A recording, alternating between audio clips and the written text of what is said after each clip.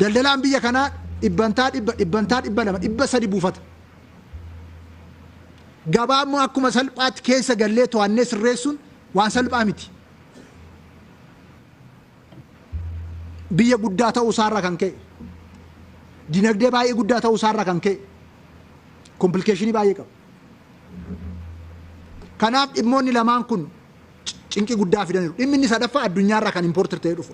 Kan importir ta'ee dhufu sanarree yoo dhaabnee dhimmoota lamaan kanarratti jabaannee hojjenne qaala'insa jireenyaa amma nu qoraa jiru kana dhibbantaa 50-60 ol hir'isuu dandeenya. Maaliif? Irra caalli isaa biyya keessa jiru kan jiru waan ta'eef jechaadha. Rakkoo oomishuu dhabuudhaan dhufe waan ta'eef. Kana hojjennee qaala'insi jireenyaarra rakkoo nu qunnamaa jiru, qormaata nu qunnamaa jiru kana hambisuu, hiikuu, salphisaa deemuun nurraa eegama jechaadha. Kanarratti mootummaa naannoo keenyas xiyyeeffatee waggoottan dhufan kan irratti hojjetu ta'a jechaadha.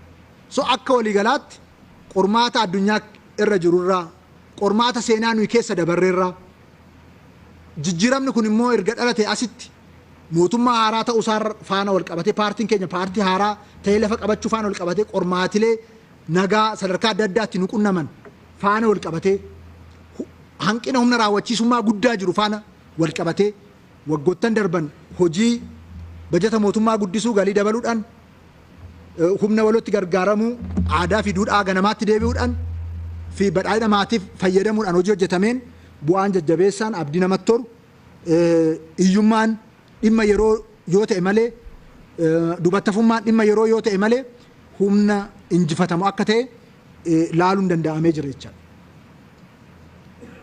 Qaamoleen adda addaa warra dabaree warri jedhan jiru.